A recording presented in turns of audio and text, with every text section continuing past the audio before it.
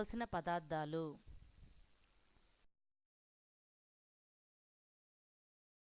Spoons శనగపప్పు 3 table spoons, జీడి పలుకులు 2 టేబుల్ స్పూన్స్, తాలింపు గింజలు 2 టేబుల్ స్పూన్స్, అల్లం ముక్కలు 10 చిన్న ముక్కలు, పచ్చిమిరపకాయలు 5, ఎండుమిరపకాయలు 5, కరివేపాకు 4 రెమ్మలు, పసుపు 1 టేబుల్ స్పూన్, ఇంగువ 1/2 టీ స్పూన్, ఉప్పు తగినంత, నువ్వుల నూనె 5 టేబుల్ స్పూన్స్, బియ్యము 300 గ్రాములు, వాటర్ 600 ml. ముందుగా రైస్ని 1/2 అవర్ నీటిలో నానబెట్టుకోవాలి. నానబెట్టుకోవడం వల్ల తయారు చేయు విధానము: అన్నం వండుకోవాలి. 30 నిమిషములు నీటిలో నానబెట్టిన బియ్యమును తీసుకొని స్టవ్ వెలిగించి స్టవ్ మీద పెట్టుకున్న కుక్కర్లో వేసుకొని తగిన వాటర్ పోసుకొని మూత పెట్టి 2 విజిల్స్ వచ్చే వరకు ఉడికించుకోవాలి.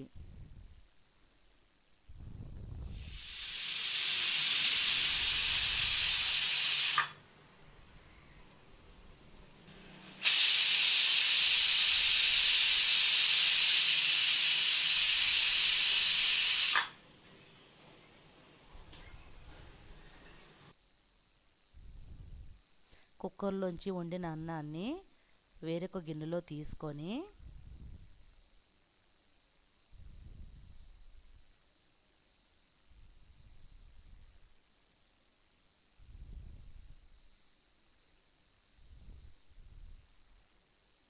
అందులో నువ్వుల నూనె 2 టేబుల్ స్పూన్స్, 1½ టీ స్పూన్ పసుపు,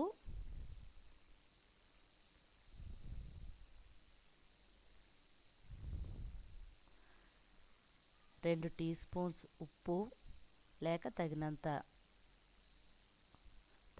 ఉప్పు వేసుకొని బాగా కలిపి మూత పెట్టి పక్కన పెట్టుకోవాలి. ఈ విధంగా చేయడం వలన అన్నం మెతుకులు ఒకదానికొకటి అంటుకోవు.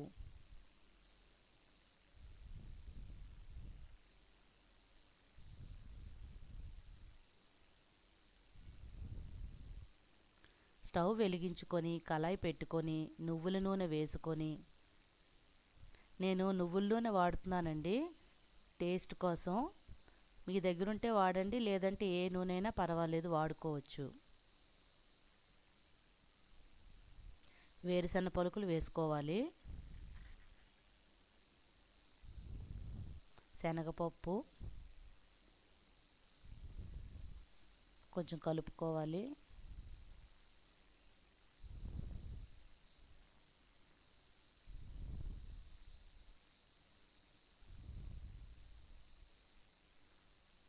పోపు గింజలు వేసుకొని కలపాలి.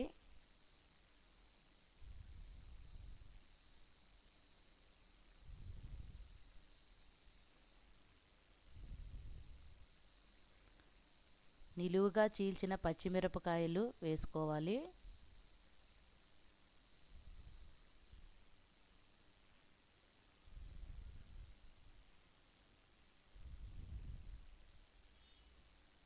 అల్లం ముక్కలు వేసుకోవాలి.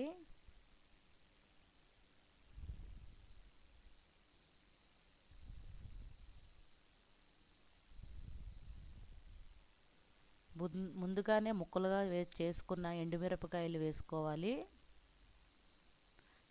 సిమ్లో పెట్టి వేపాలండి, మంచిగా వేగుతాయి.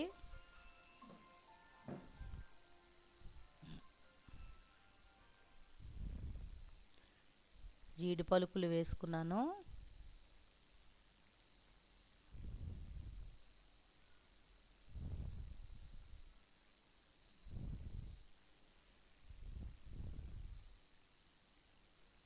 కరివేపాకు,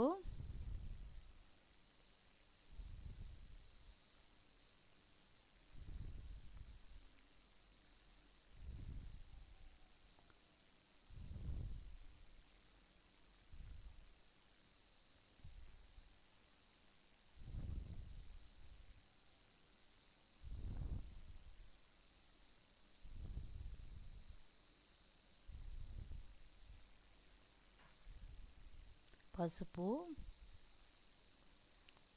ఉప్పు, చివరగా ఇంగువ వేసుకొని 2 నిమిషాలు మంచిగా వేపుకోవాలి.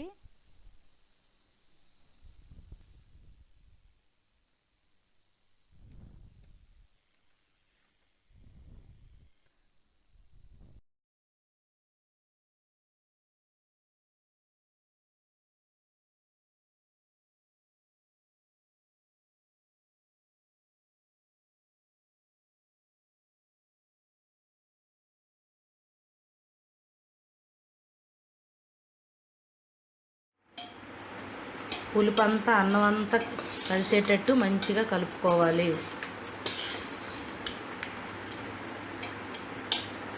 మంచిగా కలిపానండి.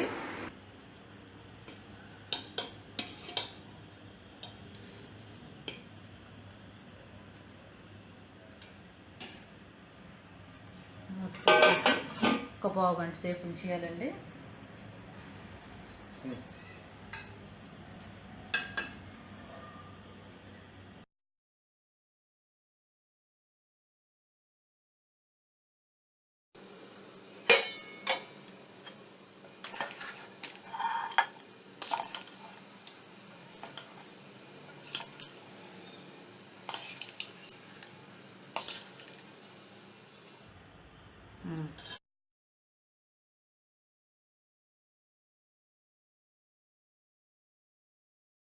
Yeah.